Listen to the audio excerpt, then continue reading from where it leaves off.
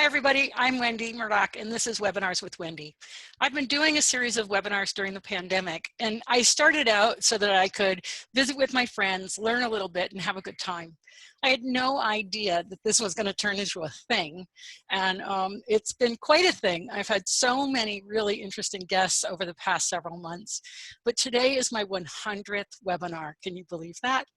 And so for my 100th, I wanted to invite my very special friend and guest, Linda Tellington-Jones.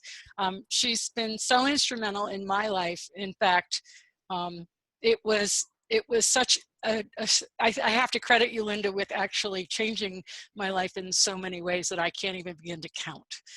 It's the reason I'm doing what I'm doing. It's the reason that I'm here doing webinars. It's the reason I'm a Feldenkrais practitioner, and I'm just so grateful to having you in my life. So thank you so much, and thank you for joining me today.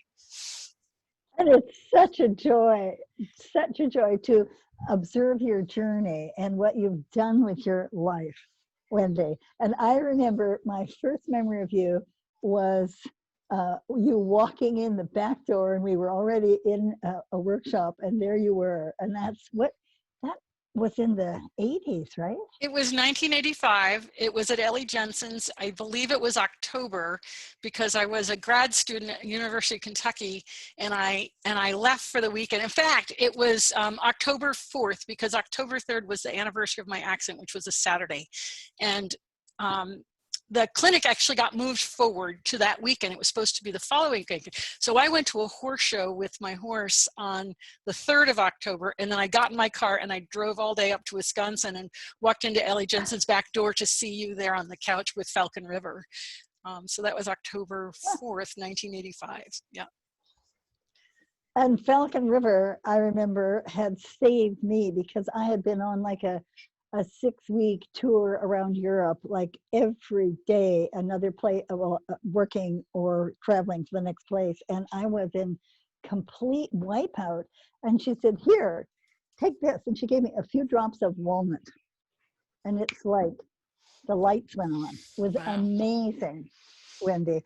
And it was you know, a big clinic. I can't remember which one that was. It was a big clinic. It was there were quite a few people. I can't remember everybody's name. It's kind of a little bit of a blur now for me. It was this like whirlwind thing. But I do remember, you know, I was a scientist at the time. I was getting my master's degree, and here you were talking about things like, you know, energy and crystals and homeopathics and you know, like all this stuff, and kinesiology and you know, muscle testing. And I was fascinated. I remember I was fascinated, and I remember there was another person there who was not fascinated, and she left the clinic. I can't remember who that was. So, you know, some things are attracting and other things are repelling, and for me it was very attractive. And I ultimately went back to the University of Kentucky, and I told my friend that I was going to become a team practitioner, and she looked at me like, yeah, and I did.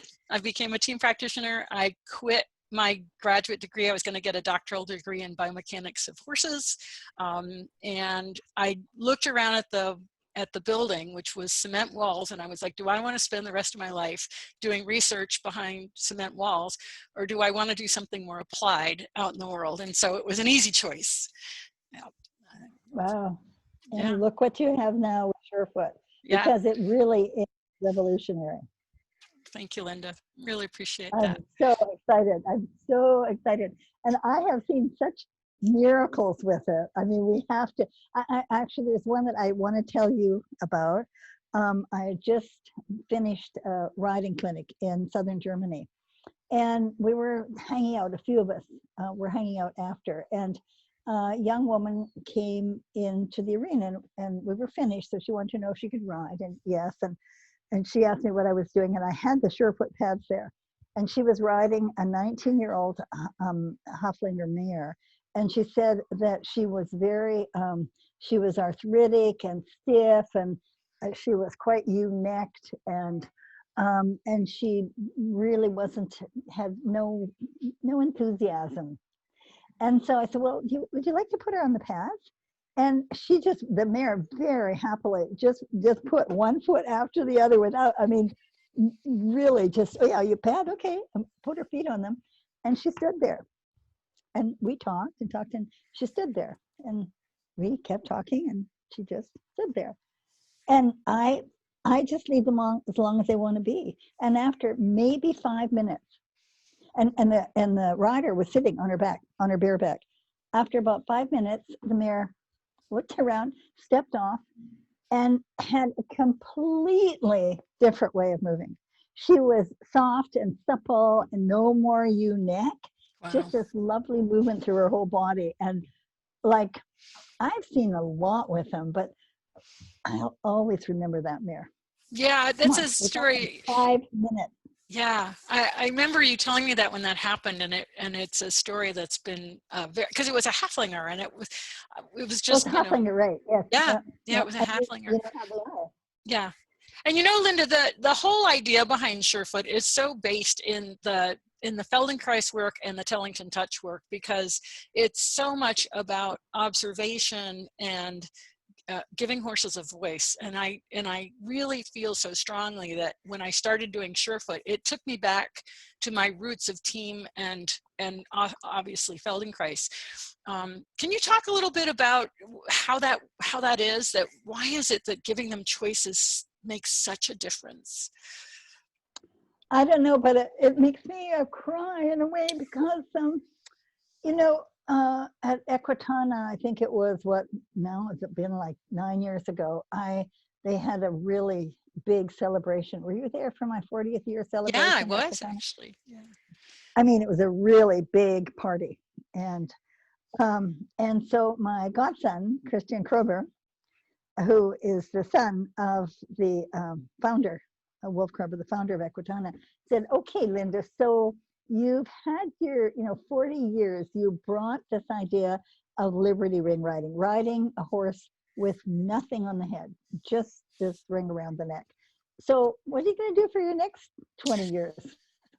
And I said, it's my vision to raise awareness so that people see the being, see the personality of their horse. And this is true. We have dog people here. Same with your dog. That they see the being. And this concept of really, when we put our hands on our horse, put your heart in your hand and your hand on your animal, and connect at the heart, the cell, and the soul level.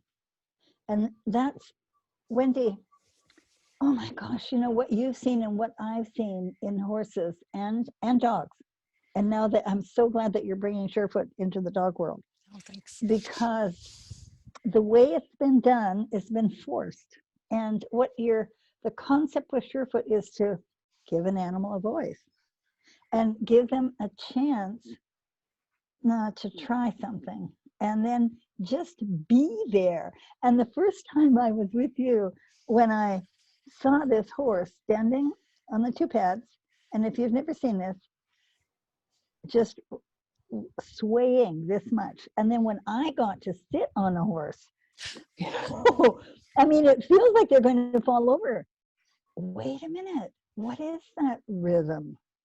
We don't get to see this because we're always asking horses or dogs to do something and not just listening. So I think your SureFoot pad gives us an opportunity to listen in a new way. Yeah, and that's the one thing that I hope people are understanding is that it's really that we're the facilitator of the process, and that the horses get to choose how long, which foot they want to give us. It's so often you walk up to a horse and we're so used to taking their foot and saying, I need this foot, I got to clean it, or I got to do something to it, or put a boot on it, and we're always taking their feet. But with SureFoot, we're asking, and sometimes they say they don't want to pick up that foot. And so it's just a question of going and finding, because they know what we're asking, especially any horse that's ever had his feet picked up knows what we're asking. And then it's just a question of finding, well, which foot would you like to give to me? And it's so sometimes difficult to get people to realize that it's not about the foot on the pad. It's really about the whole observation of when I ask for that foot. Does he pick it up? Does he bend at the knee? Maybe he only bends at the elbow, and maybe he pushes the leg forward or pulls it back. And all those are really important clues as to the story of this horse, if you will. You know, what is this horse saying to me when I go to pick up their foot? And so it's, you know, and you understand what I'm talking about because you've done leg work for a million years. But there's such a quality, you can feel so much in just picking up a foot and know a lot about the horse in that quality. Yeah, the level of mental, physical, and emotional balance that can come from changing the balance on SureFoot is amazing. Do you remember that 17 hand warm blood that was at Great Strides the last time you came in on a Sunday? I and did. It took you an hour being just with that horse. It was a 4-year-old. And the thing that was so interesting is that he always stood laterally. Every time you'd walk him up and he would stop laterally. And I really pay attention to that. And he was, as you can imagine, uncoordinated as a 17-hand 4-year-old. It means he doesn't have the neural connections to the ground. They're not grounded. And do you remember what it took for you just being with him?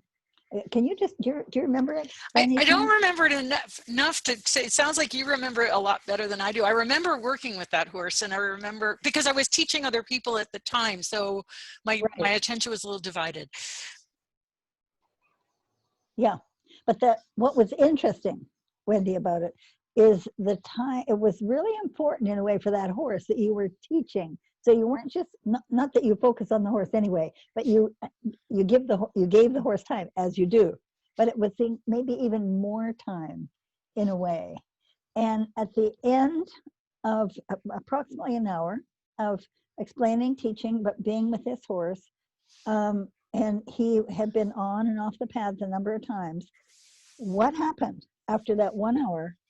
He stood squarely or diagonally.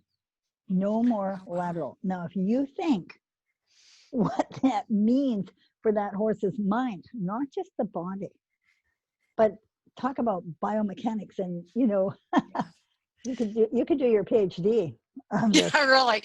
And that's the thing, is that, you know, what I've come to understand with SureFoot is that if they're out of physical balance, they're out of mental and emotional balance, that you can't separate those balances. They all relate to each other. And when we address the physical balance, because, you know, and this takes us back to the Feldenkrais method, where Dr. Feldenkrais understood that when he laid us down on the floor to do awareness through movement, we were minimizing gravity. But we can't lay a horse down. They're always, you know, they lay down occasionally, but we're almost always interacting with them in a standing posture. And so they're designed to be in a standing posture.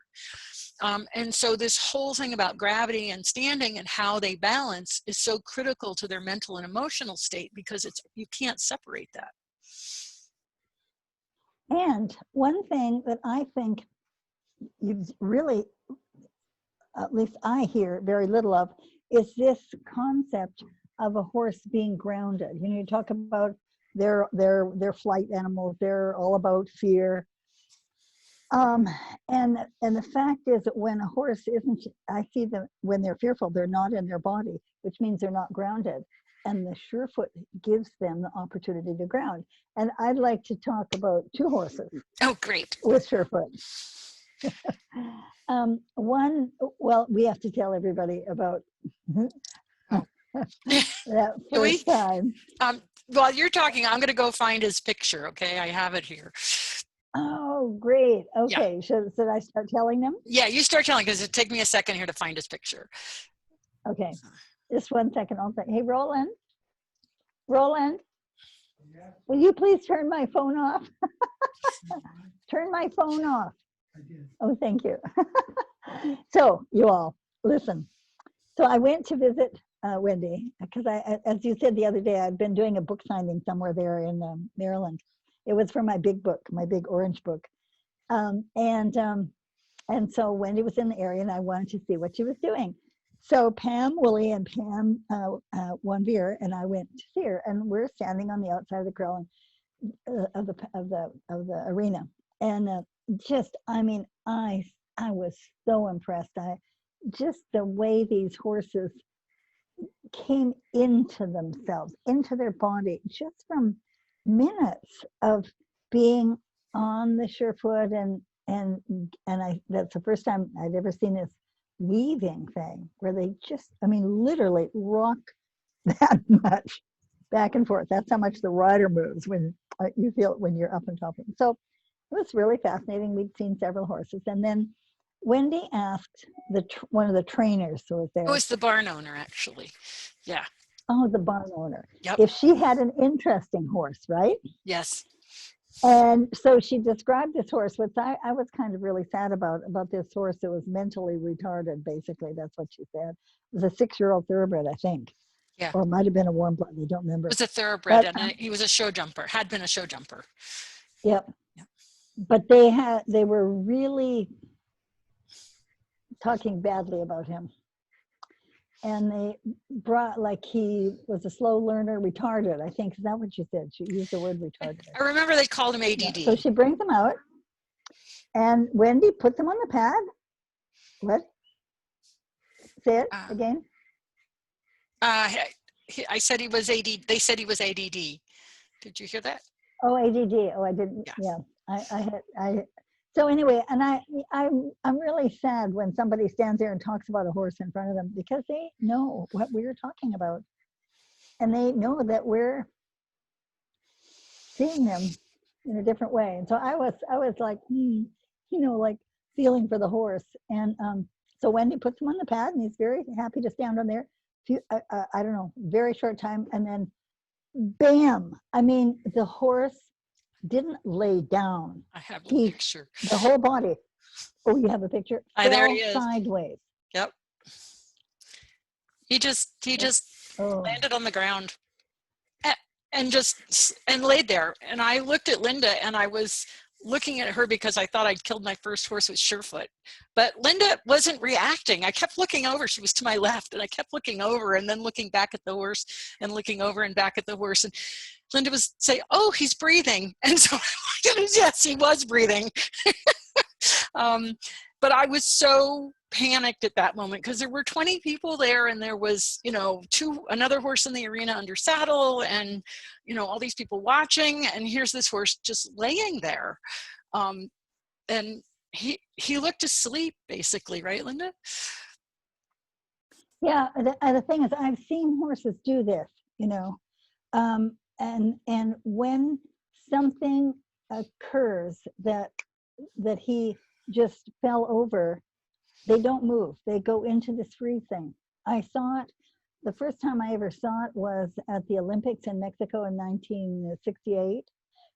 On the cross country, it was unbelievable because there was so much rain, and there was this huge one. There was they couldn't stop the event in the middle of it, and in one there was a ditch, like it was probably a 6-foot wide ditch, easily 6 feet deep, and then a fence on the other side. They had like 2 feet to land and jump, but everything was underwater, and the horses couldn't see where the edge was, and the riders just rode into it, and this horse fell over and fell and was laying there, and the head vet from the Delaware Equine Vet Center was there holding his head up, because when a horse falls over like that, they're gone. They're unconscious. It's so interesting. And if they hadn't held his head under, he would have drowned. As it turned out, the horse was fine. He got up and he went on. But that's the first time I saw it. And the next time I saw this happen, that's why I wasn't surprised. I was at the Virginia 100-mile and 3-day endurance, competitive trail ride. And I was riding a Hungarian stallion. It was the first time away from home. We'd hauled from California to Virginia. I think that's where it was, right? And so we're practicing a couple of days before, and he's like trumpet. As I go to get in the saddle, he's trumpeting at another horse. And I just, as I started to mount, I just took the rein on the opposite side and just pulled him over on the side. Bam, flat. And Wow. as soon as he hit the ground, he just lay there. And I just stood there and let him lay there. He thought I was really powerful. Didn't move. I didn't say anything. Just let him lay there. And after a while, I got him up. He was perfect the entire ride. Never looked at another horse to trumpet again during the whole ride. Wow. So that's why I wasn't surprised that your horse is breathing normally. Yeah. It took him quite a while just to be there. And we talked about this a little bit ago. I think what he did was he fainted. You know, that's the, Yeah, I think that's the best thing. And that's part of the fight and flight reflex, that you've got fight, flight, freeze, faint, and fool around. Yeah. And, Exactly. but it's not often that you see a horse faint. I mean, No. it was the first time They usually go down. They usually fold their legs, like when you saddle them and do up the girth. I've certainly heard numerous times of that happening when the horse just folds, but they don't fall over. And he got up, just so that you know, he got up and he was totally fine, and we put him back in the barn and everything was fine. But it certainly did give me a huge fright, and it's only ever happened that one time. And of course it was when Linda was there, but maybe that was a good thing, because you kept me from, I remember what you actually said to me. You said, well, so Wendy, what's the most interesting thing you've seen happen with SURE FOOT? And I was like, besides killing a horse? Right. But I did. You know, the thing is with that, I mean, that's where I would have loved to say, you know what, how you can change this? Do some TTouch on this horse. Do some coiled pythons on the legs. Connect him to the ground. You know, give him a sense of himself. Yeah. So anyway, it was really fun. It was fun. But the story that I told you, which is also, I don't think I've ever had another horse do this, when you said what was the most interesting, was that very early on, there was a warm blood. He was 19 years old, and this was in Colorado. And he was trailered over to a friend's house where there was an arena, and the owner brought him out of the trailer and went to just move him a little bit. And he looked absolutely crippled. He was so stiff. And she's watching him move and thinking she would have to retire him. And so we started with the pads, and after just a couple of minutes, he lifted his head and he took the lead out of her hand and he took off down the driveway at a flat out run. And we're like, oh no, he's going to run all the way home, right? He gets to the bottom of the driveway, turns around and runs back up to us and stops. And so the owner picked up the lead, and we went inside the fenced field to the arena that had no fence, and we continued working with him. And after another 20 minutes or so, I said to her, I said, you're going to have to turn him loose and see what happens, because he's in a fenced field now. So she did, and he ran like a racehorse to the corner. Well, the thing that was so interesting is that they'd never seen this horse run. He'd only ever crow-hopped and bucked when he was turned loose in the past. He'd never been able to run. And then he would go up the fence line, and then did that several times, just cantering up and down the fence line. And then there was a slope, and he would run up the slope, and then he did an extended trot down the hill repeatedly, like multiple times. Gosh. It was so think crazy. Of what he said, trying everything, you know, I mean, feeling himself. Yeah. In a completely different way. And it was stunning. I mean, I was there with the owner and another person. So there was witness. We didn't video it, of course not. But it was so stunning to see this horse that was apparently, you know, going to have to be retired. And so, you know, the moral of this story is I've seen everything from horses falling over fainting and running like racehorses when they never could.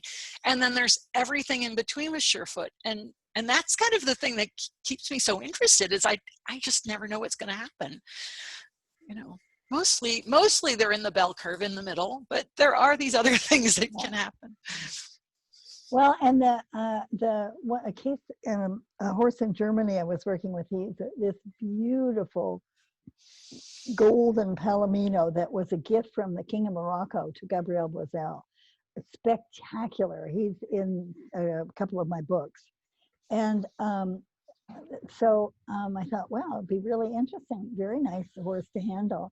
And we could not get him to put one foot on one SURE FOOT pad.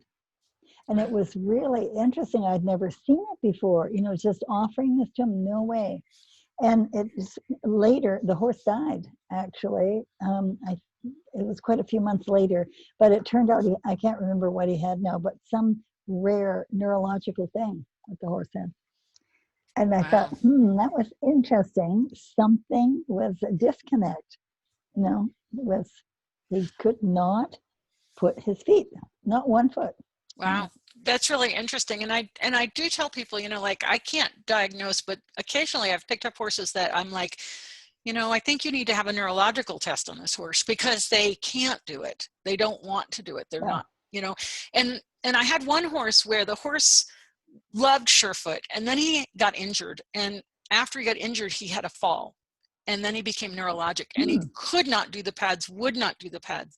But what was so interesting is that as he was recovering, we could see his improvement because suddenly he wanted to stand on SureFoot again.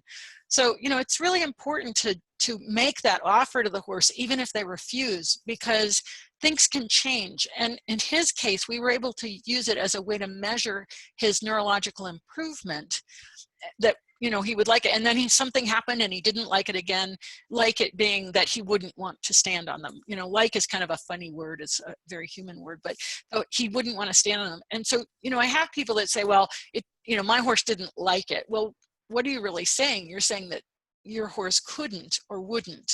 And so we need to kind of reframe that and say, well, maybe that's showing us something else. Maybe that's what we're here to learn, is that there's something else going on that we don't totally understand right now, but we need to pay attention. Yep. And it's interesting. Somebody just Robin you're just joined unfrozen us. now. Hi, Robin. Yeah, your screen is freezing today. Interesting. Oh, yeah, we've had a lot of rain, and ever since that lightning strike that knocked out Jillian Kreinbing's webinar, it's been a little bit spotty. So if I lose it, just keep talking. Okay, we will. So I'm wondering, you know, the thing is this judgment that people make of horses. Well, he didn't like it, like as though, and the fact is, wait a minute, what's going on? You know, is he not understanding it? Is he afraid of it? And I think it is a conscious choice at that point, or he doesn't know how to handle it. But giving him a chance, one of the things that was happening in Europe for people who don't know enough about it is that they were using clicker training to click the horses to get on it. And my understanding, that's not your interest. Your interest is the exploration of the horse. Yeah, Well, you want to talk about that? Yeah, because if you're clicker training, there's a goal. The horse is trying to figure out what it is that you want. And my question is always, what does the horse want? And so it flips it around completely. I mean, in a way, the horses start to clicker me because I'll put them on a pad and then they'll kick it to the back foot. And then I'm like, oh, you want it on the back foot. Or they walk off. So, oh, you want to go for a walk, or, you know, how about this different density? Oh yeah, that's great, but that one's not so great. So in a way, they clicker me to teach me what they like. And they're very good at it once we give them the opportunity to show us. And I think that's... Yeah, and you don't mean literally clicker you. They're giving you the opportunity to learn, right? Right, but it's the signal, like I'm taking the signal from them. So I'm being shown. In other words, it's the reverse. Yeah, and that someone's just writing in the panel, you know, the same as giving treats, right? Well, that is the same. I mean, it's rewarding for doing what you're asking them to do rather than giving them an opportunity to have an experience. And that's what you did with that 17-hand 4-year-old who was so, I mean, the most lateral horse of, I can only remember one other horse in all the horses over the years that was, every time he'd stop, he'd stand laterally. And that changed in 1 hour. Yeah. Now that, I don't think that would have been the same at all if he hadn't gone through the process of the exploration that you allowed him. Exactly. To do. And so, you know, like, well, people will ask me, should you make them stand square before you use the pads? And I'm like, no. Or, you know, should, and it's like, this is, I always say to people that every way they stop or stand is another environment. It's another possibility. It's going to happen. So can we help them feel more grounded or more secure in whatever stance they choose? And what's really interesting is if we just go with them, we'll see that balance change, just like this horse, and they become square, not because I did anything to make them square, but with the awareness that they gain through the standing on the SURE FOOT pads, they have a new sense of themselves. It changes the proprioception, and then they find that the standing square is a better stance for them. It's a better balance. Not that I've ever insisted on that in any way. It's just saying, and I've seen horses stand on pads in ways that you would think would be so uncomfortable, like with legs in 4 different directions, and yet they're quiet. And you know, the one thing I'm thinking about in the stallion, in Germany, is I wonder if that horse had a dislocation of the hyoid. You know, when we think about proprioception and the fact that he did not feel comfortable where his feet were, right? Interesting, because he wasn't really rideable. Yeah, and you know, the whole vagal nerve connection, we're really starting to understand this now. The connection between heart math, there's going to be a, he's going to be the keynote speaker at the Feldenkrais summit, this symposium, right? You've got heart math, you've got the vagal nerve, and in the hyoid area, you've got the trigeminal. And Catherine Wyckoff is actually preparing a fabulous webinar that we're going to do on this connection of the vagal nerve near the trigeminal and how that's going to relate. Because the more we start to understand that, the more we realize this is all addressing similar ideas, the proprioception and the whole vagal system for parasympathetic. Wow. And what's that going to do to how we figure out a different type of bridle to put on a horse? Right. Right. I had Dr. Clayton the other day. Yeah. And we talked about the different bridles that everybody's looking at. And at this point, it seems like the Micklem is perhaps the best at this point because they're trying different things, but we always have to remember that there's one of the things that Dr. Clayton showed was that the crossover bitless bridles actually have higher pressures than nosebands, because once they cross under and tighten, they don't untighten, and so the actual pressure increases. Terrible. Yeah. Right. But so many people think going bitless is kind, and it really depends on what kind of bitless. So that's why I still use my Lindell that I have since 1985. You have one of the original ones. I do. Robin has done such a great job of having beautiful ones made. I remember the first one that Jane Fonda wanted to give one, to have one for her horses. And, you know, they were so, the ones we were having made at that time, they were so, we couldn't find a good leather person. And finally, Robin's got a really good source for them, which thank heaven. But it's such a great piece of equipment because it can't tighten, and yet you have the lateral control, and it's fabulous. Exactly. You know? So we do have a question. Oh yeah, okay, go ahead. Well, I just have a question. So with these horses that obviously have so much difficulty, like the 17-hand 4-year-old, one of the things that he had missed was coiled pythons on his legs and leg circles. And I'm just wondering with these horses, when you see that they have a difficulty, if you bring a new perception of the horse, a new connection from neural pathways to help them to be grounded, it seems to me that you would see that reflected in how they experience the SURE FOOT.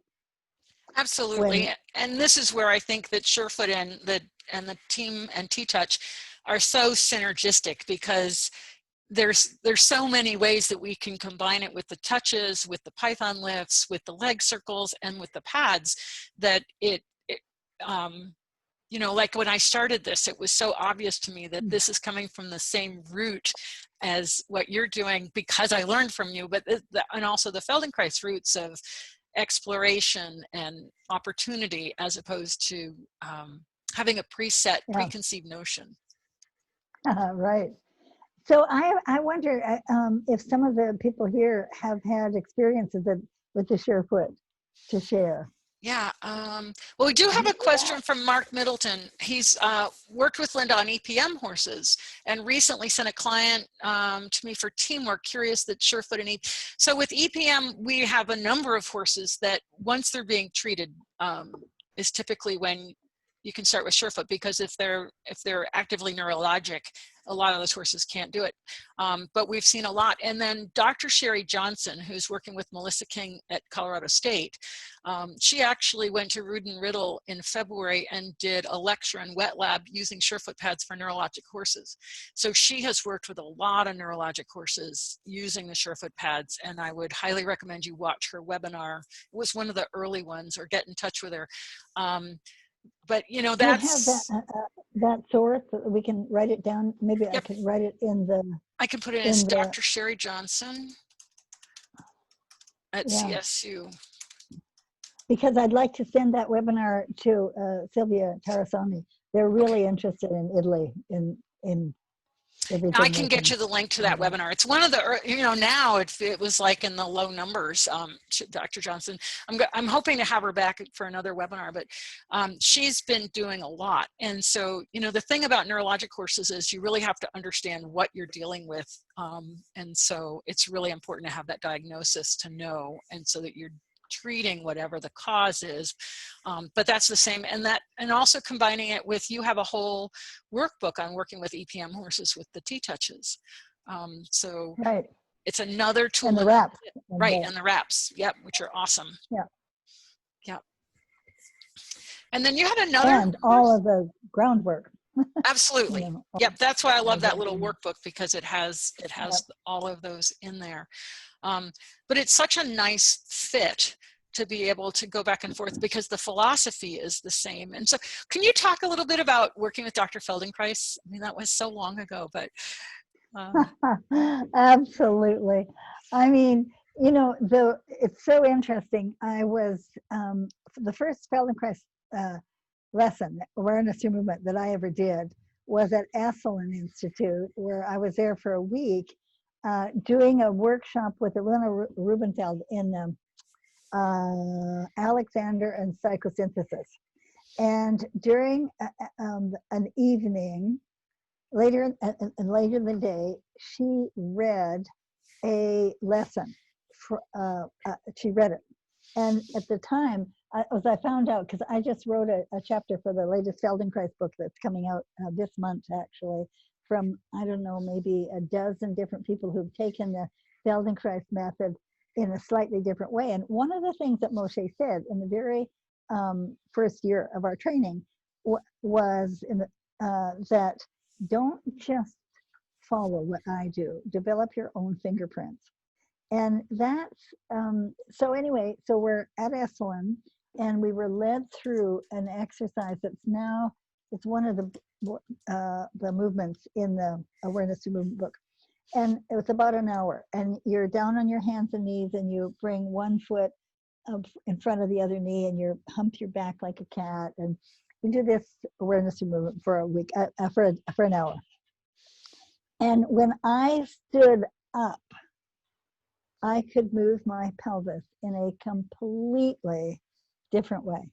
Because, you know, as a rider, you're basically, in those days, before centered riding, before connected riding, before all the work that you've done with Feldenkrais, Wendy, with riders, you basically, depending upon which discipline you were in, you had a position. So I got up, and oh my, I always say I danced my ass off that night, because they had dancing at Esalen that night, and I could dance to rock and roll like I never had. And that really intrigued me. So 2 years later, I'm in Germany, and my partner at the time, Roger Russell, who's one of the trainers of Feldenkrais now, and a lifelong friend. But he wanted to have something to be able to teach the riders, because I had been invited in Germany to start a new program based on my system of riding, the balance seat riding. Ursula Bruns had seen at our school. And so he wrote to Moshe in Israel to see if he could go and study the Feldenkrais method because of that experience that we had at Esalen in Israel. And it turned out that it was only in Hebrew and that they were doing this it was at the time it was billed as a 3-year training, like 3 summers of 12 weeks in San Francisco. And Roger got this brochure and I took one look at it and I thought, I'm supposed to be in that class. Now, it never crossed my mind that it was for me. I thought, wow, because the Feldenkrais training it's known for helping athletes have more movement, and dancers and musicians and people who've had accidents. And all of the people in the horse world who have fear, because that one of the things that my specialty is working with adults with fear because of accidents. So anyway, I enrolled thinking I'm going to do this for my students, having no idea it would change my life. And in the second day of the training in San Francisco, there were 63 of us in the class. I was lying on the floor doing this awareness through movement lesson, and he made a statement that it's possible for a human to learn in one experience using non-habitual, gentle movements to activate new neural pathways to the brain to give a human more potential for learning. Because everybody thinks of the Feldenkrais work as just movement, but Dr. Feldenkrais, Moshe Feldenkrais' passion was learning, enhancement of learning. And so I remember lying here on the floor and it's like, I had this feeling my ears pricked up like a horse, and I thought, if this is true for a horse, for a human, why wouldn't it be true for a horse? Now, you have to understand at that point, that was 1975. And in 1965, my first husband and I, Wentworth Tellington, had published a book called Physical Therapy for the Athletic Horse, based on the massage that my grandfather had brought to us from a Russian gypsy massage for horses. And we've been very successful in helping horses recover after endurance riding, steeplechasing, eventing, all the stuff that we did with our horses. So never crossed my mind that you could, however, change behavior or enhance learning. And I went out that very afternoon and I worked with a 16-year-old mare, the guy that I was looking at some horses to buy from him. And he had just brought this mare down from Montana the month before, and she was a brood mare, Arabian brood mare, and was hard to catch. I mean, every day you'd have to run around and catch her to bring her in to feed her. And so he caught her up somehow, and I just started doing exploration, like, okay, we'd been doing all this stuff with legs from our first book, but not from the point of view of allowing the horse to move the leg in a way that it couldn't. We were just doing. And instead, I just explored, that word exploring. I did it with the ears, with the head, just exploring different ways of moving the horse with no intention of, just how can I move this horse in a way that is not threatening, but activates new neural pathways to the brain to enhance learning. And it was interesting. I worked about half an hour. The people watching thought I had hypnotized the horse. And I went back that night and I didn't think anymore. And the owner called me the next morning and said, listen, something really strange happened. He had turned the horse out after I'd left. And when he went to catch her up, she's waiting at the gate. That was the first thing. What?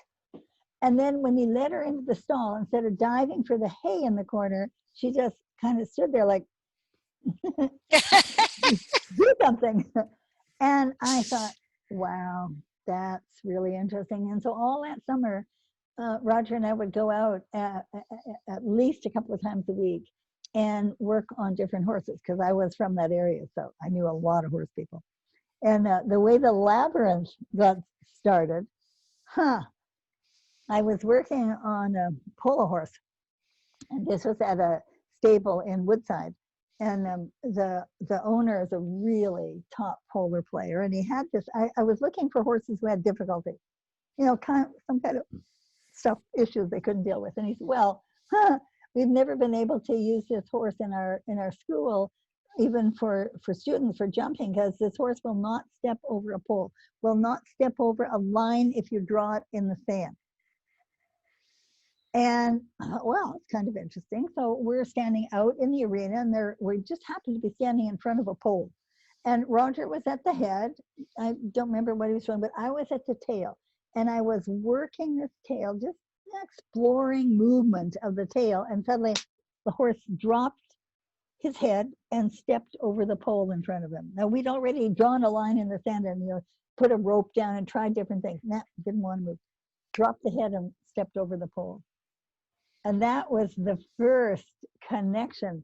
Wow, interesting. What the heck has the tail got to do with the, you know, I mean, what we know today with the activation of the parasympathetic and the cranial sacral work and all the stuff that we know today. We didn't know it then. But so we had the poles there, the jump poles, and we started moving the horse like around these poles. And I had read some book, and I can't remember the name. It was a British book on horse psychology, something about introducing horses to new ideas. I can't remember what it was, but that's how the labyrinth came up that summer, just moving this horse at first around these poles. Wow. You know, it's so interesting listening to you tell that story, especially the horse that couldn't be caught, because I did this SURE FOOT workshop in Colorado, and Amy Lissat, who I'm going to have on Friday as my guest, she brought 2 horses to the workshop specifically because one came back to her. It's a horse that she bred and it's sold. She has a return policy, and it came back and it couldn't be caught. It was out in the field. And the other one was a gaited horse that came from, I think, West Virginia. Very uneducated horse that could not be caught. And she managed to get both of them, and she brought them to the clinic, and one was in a round pen loose and the other was in a square pen loose. And so I just started working with these horses with SURE FOOT. I started with the mare first, the Arab mare, and went in and I had the pads, and, you know, I would approach her, and if she was interested, she'd stay, and if not, she'd walk away, and I'd let her walk away.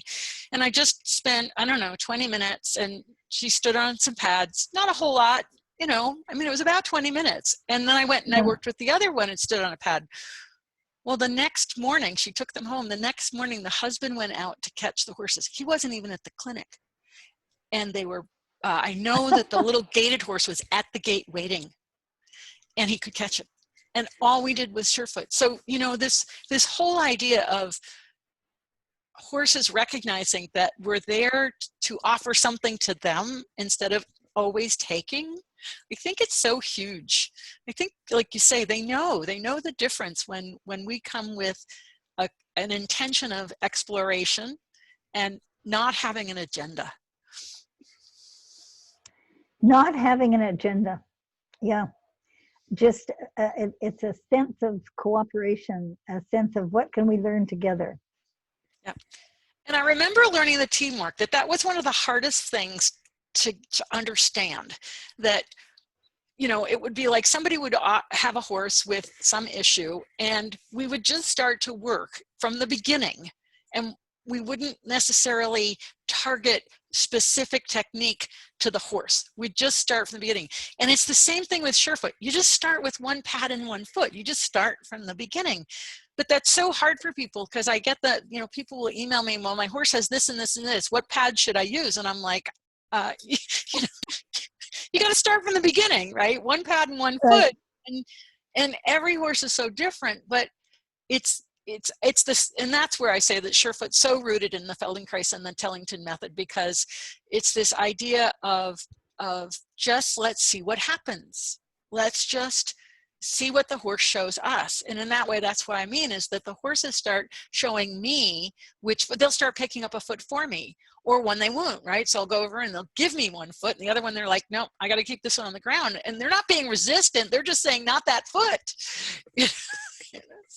Well, and that's a good point. They're not being resistant, because that's where the human mind tends to go. Oh, the horse is resistant. He's resisting me. Right. And I think that's an opportunity with SureFoot to, because it's much simpler. In the Tellington method, we have so many possibilities. You just have these 4 pads, lots of different possibility with the pads, but you're focusing on that, and it's a really wonderful opportunity to have exploration time with your horse. Yeah. And that is the hardest to get across, I think. Yeah. Treat, trick, clicker. Be good. Get them to do it. There's like, be good, like, oh, pick up your foot, honey, pick up your foot. And it's like, I don't care if the horse but we're so ingrained in that our horses have to be good for everybody and not be a difficult child, right? And it's so hard at first for people to say, like, if he's showing me bad behavior, that's just telling me something. It's just showing me there's a lack of balance somewhere in whether it's a mental or emotional. But if I address him through the feet, because the feet are huge proprioceptors. In fact, yesterday I had the mounted archery talk, and there was a quote from, oh, now I can't remember, but the horse has 5 hearts, and it's an ancient quote. Wow. And each foot, I'll get it out. Each foot is considered a heart. And when you think about how important the foot is in terms of the blood flow, in terms of, balance and stability. Oh, Genghis Khan. Thank you very much, Anna. Genghis Khan's quote. Yeah. Back then they recognized how important the feet are.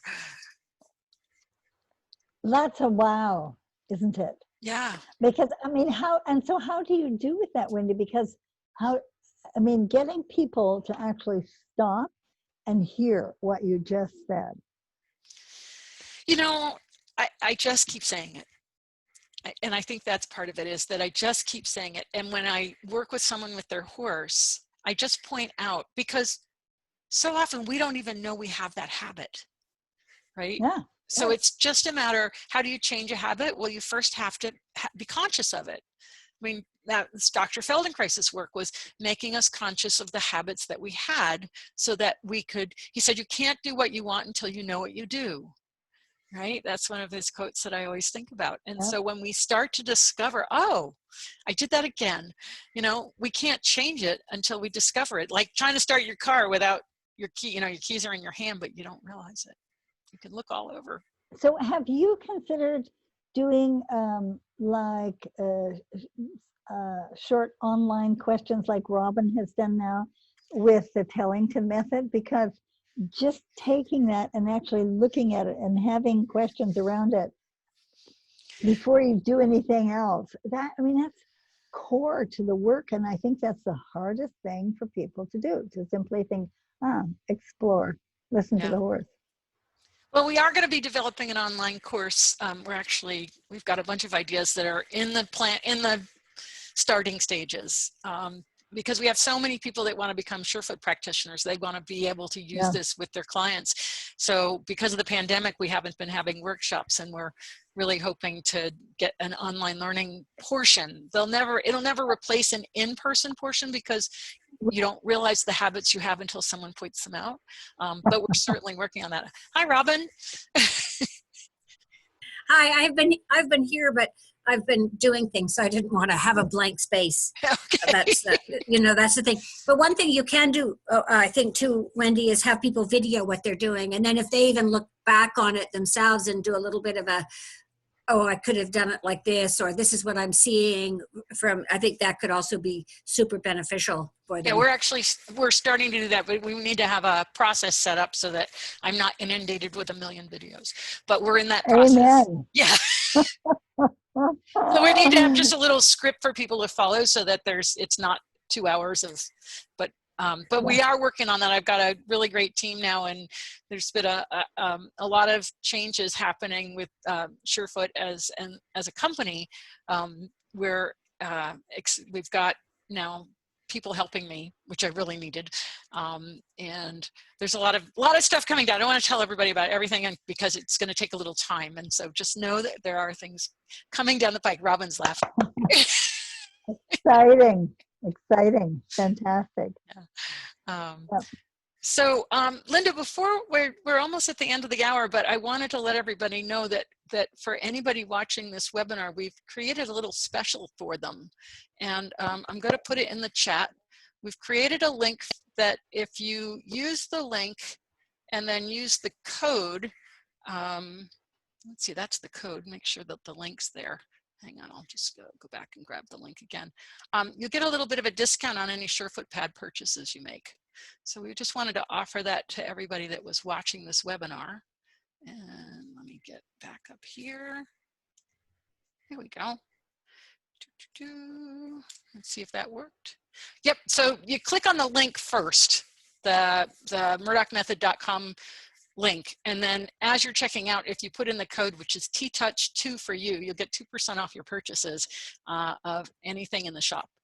And that's just a little special for our 100th webinar, and for Linda, for to everyone that you have influenced. The influence that you've had on my life is just absolutely huge. And like I said, so the accident I had in 1984 was October 3rd at 7:30 in the morning, when a horse reared over and rolled over me and punched my femur through the hip socket. And it was a year later plus a day that I met Linda, which showed me that there was another way.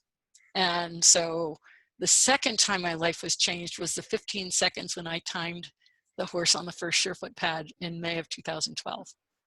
And they were both during Saturn return in my life, which Linda knows. Interesting, Wendy, Yeah. because that explains why in the training, that 8-day training at Joder Arabian Ranch, when that horse just started to rear with you a little, where somebody took your foot back.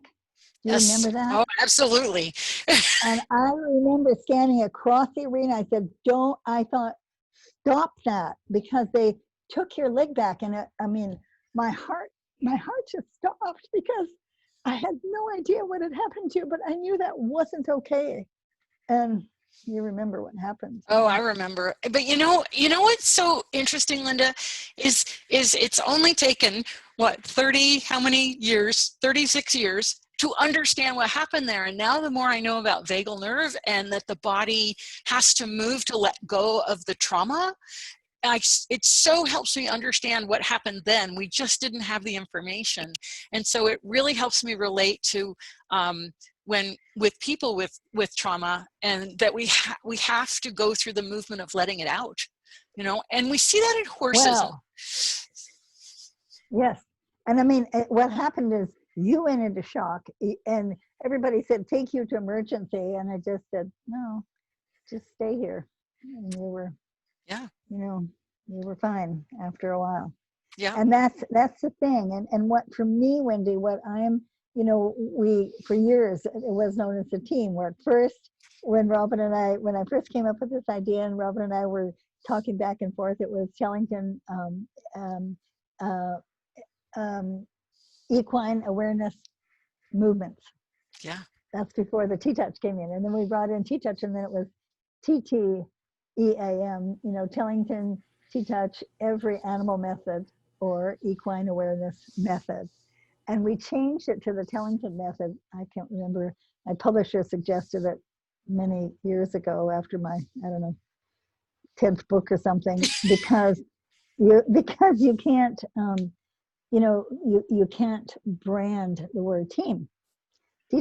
And that's when it went to the Tellington method. And today, I just love this Zoom, and I'm so appreciative that Robin has brought this work now, that you can go online and choose to go into the work, just get your toe into it, or go into it. Robin, do you want to tell us a little bit about what's available for people that want to learn more about team? I still call it team. Sorry, it's a habit.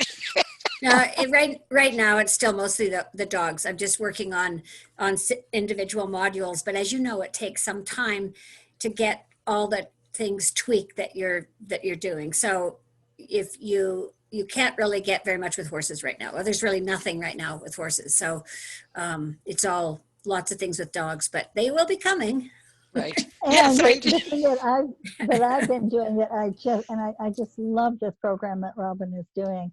And I've been coaching people on Zoom with their horses, and it's Oh, cool. really interesting to do it. Yeah, I love it. And I've been for 2 years now, I've been teaching on Zoom with TTouch for You for self-help.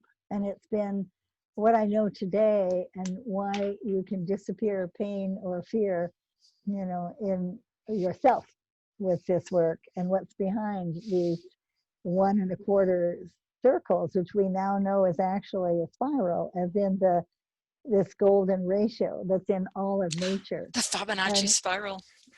Yeah, and recognizing that every cell in our body knows its function in the body. I learned that after my first Feldenkrais year, because one of the books that Moshe Feldenkrais recommended that we read was a book called Man on His Nature by Sir Charles Sherrington. And he was a Nobel Prize recipient. And when I read his statement in the second chapter, his concept that every cell knows its function in the body. And I remember sitting there, I was in Movenpick restaurant in Stuttgart, Germany, in a cold winter day. And I remember looking at my fingers and saying, wait a minute, when I don't yet know how to do these amazing miracles that can be done with Feldenkrais work that we'd seen Moshe do the summer before, all I have to do is just say cells, just remind this being, whether it's a horse, a dog, a human, or yourself, of the potential for ideal function at the cellular level. And that's what cellular wisdom is. And that's how I got connected back in the Feldenkrais community, because I rejoined the guild after all these years. And yeah, it's really bringing this awareness that we are a collection of approximately 100 trillion cells, and every cell in the body knows its function in the body. And that these 1 1/4 circles, which is really this amazing spiral in all of nature, is like a connector to that amazing cellular wisdom, which is the interconnection of our creativity. It's a connection to the creator of all it is. And I'm telling you, when we do this every Tuesday, I have Tuesday Live with Linda, and for as many hours as people want to keep working and asking questions, we work on self-help, and it's been for me like a miracle. I just so we have one question, Linda, and I think it's a good time to ask. The person's asking, have you changed your ideas since you began writing? Have I changed my idea?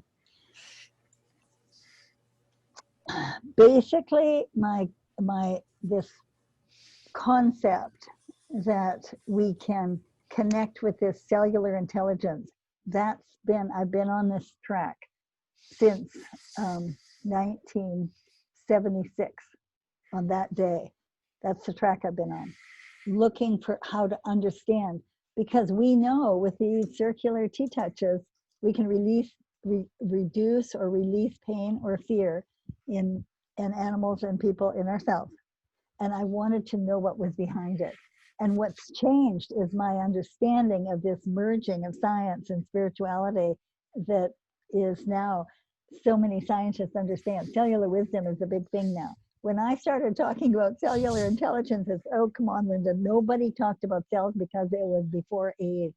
And AIDS actually really brought cells and cellular intelligence, cells now to the forefront. And now I'm sitting here in a very different position, because I recognize that when we look at our horses, or we look at our dogs, or we look at ourselves, we're all walking miracles. And when we get that, and we see the miracles in this 1 1/4 circle, and the connector that Robin has made, like this connector leash that stops leash pulling, like that's a miracle. And seeing what you do, Wendy, seeing the magic and the miracles of the SURE FOOT pads takes our lives to another level, coming from a place of gratitude. That's how I've changed. I understand now what's behind it in a whole different way. Interesting. So can I just ask, so somebody's asking how they can get like find out about the cellular wisdom course. Is it on your website? I don't even know. If you go to TTouch for You online, God, I have to put it in here. See if you can find it. Yeah. Just put TTouch for You to start. No, it's you can go to the website. It's TTouch for You online. Okay. .com. So can I just add one thing about online courses? What I have been, I think the easiest first one that we could do is I'm encouraging Linda to do a course on understanding and influencing your horse's personality based on the book that's now out of print. But I have all of the information. I just need to get her pinned down and do the webinar, and then people can do an online where they can learn to evaluate and get information about evaluating their own horses and what you can do to help influence that type of horse if there's some issues. It can, based on posture, all sorts of things. So there's just a wealth of information in your books, in your videos, and your online courses, and you've been out there creating for so many years, but it's so fabulous that you, like Dr. Feldenkrais, were so ahead of your time 30, 40 years ago, and we're finally now able to see that there's science behind it, there's understanding behind it, and you're getting all the validation that's, for so many years, people would think, what is this cellular stuff? But the validation is coming, and it's the same thing for SureFoot right now, because I always get that question of, well, how does SureFoot work? And honestly, we don't know exactly, but we're gathering information that helps us understand through the understanding of the proprioceptors in the foot and the vagal nerve connection and the hyoid and all these parts that are starting to form. But what's so amazing is it doesn't matter. It doesn't matter how it works. It just works. And I think that's what's really important. It's just do the work. Well, it's true. And I want to thank my sister, Robin Hood, sitting right here, because starting in 1978, she said, yeah, it's got to be logical, because all this stuff was coming intuitively to me. And we have it is all logical. That's one of the beauties of learning this work, is that it's actually, can learn it in a logical fashion and then apply it intuitively. And Wendy, I'm so thrilled to be on your 100th. Yeah, been great, Linda. Webinar. I was saving you for something special because, I just had no idea it would be the 100th webinar, but it's been such a pleasure to have you and to have known you for all these years. And Robin, same thing, because we met in 1986, not long after I met Linda. And it's just a pleasure. And I know this is kind of a love fest, but the people in our lives that so influence our lives, and I know that I have no idea how many people I've influenced, and you have no idea how many people you and Robin have influenced. And once in a while, I'll have somebody send me an email and say, I had a lesson with you 30 years ago, and it changed the way I rode or the way I thought. And so, it's just putting out the good work and letting it go out into the universe. And if we could send, send the website if they're interested in joining and looking at this TTouch for You online for self-help. It's life-changing also for oneself. Yeah, we can put it up in the, we'll put it up in the comments on the live feed, and I can put it up in the comments on the, when I post this on YouTube.